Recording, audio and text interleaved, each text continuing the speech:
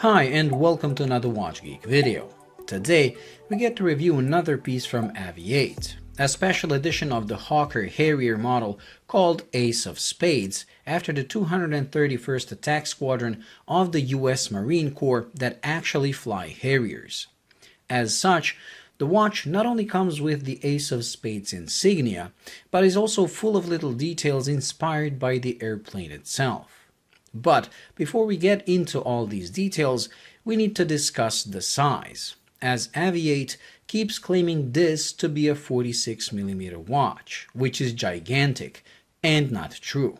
As soon as I opened the box, it didn't strike me as that big, and true enough, when I took out my calipers to measure it, it turned out to be 44.3mm, which is much smaller than the claimed 46. Even though it is smaller, with the lug-to-lug of 52, it is still too big for my taste.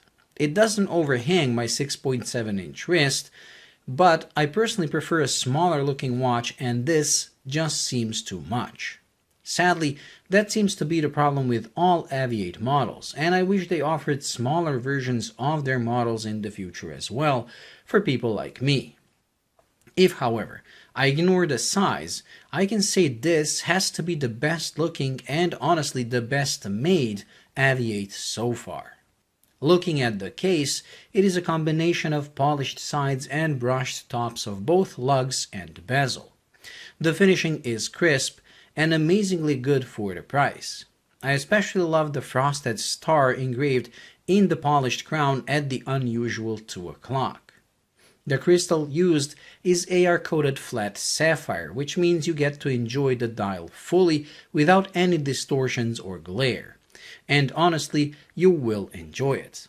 Some might find it a bit too much, and at times I find it too, but most of the times I just stare at all the little details and it makes me smile. AVI-8 claims it is made of no less than 30 individual pieces, and I have to say I don't feel the need to test their claim. There are so many layers and so many little pieces that you discover a new detail every day. What impresses me the most, however, is the amount of different finishes used and the quality of those finishes. You will find everything, from polished, brushed, and even frosted finish on this dial, not to mention bevels on almost every layer. Even under macro shots, the finishing is very good, with the only exception being the line at the seconds disc, where the yellow and white line were printed slightly off. But that might be the case with this exact watch only, and it is only visible under macro shots. The watch also features a 24-hour or AM/PM indicator that is designed to mimic a radar display. That part has the most individual pieces and is the most playful part of the dial. My personal favorite, however, is the 0 to 20 scale that looks screwed to the dial with 2 oversized clamps. Not only does it provide a counterbalance for the 24-hour display, but is also beautifully finished with a linear brushing that follows the curvature of the scale.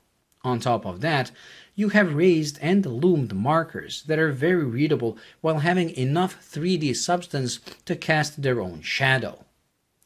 These are also the only parts of the dial that are loomed, and although it does make for a very cool look in the dark, I wish they at least applied dots of loom for the rest of the dial, as like this, reading the time in the dark is more about guessing the time, unless the hands are in the loomed area. Speaking of the hands, they're large, very well loomed, and again finished to a level I would not expect at this price point. Despite being quite large, I wish the minute hand was a bit longer to actually reach to the minute markers on the chapter ring, which is also done in an unusual way. If you look closely, you will notice the chapter ring is black with white markers at the 0 to 20 scale, while it is dark gray with black markers for the rest of the dial. When you flip the watch over, you realize the interesting details don't end with the dial, as the watch not only comes with a laser-etched Ace of Spades insignia on the clear caseback, but the movement comes with a modified rotor.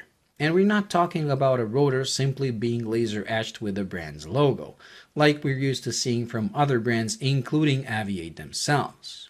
No, on this they actually made a completely new and unique rotor that looks like turbine blades of the Rolls Royce engine powering the Harrier aircraft.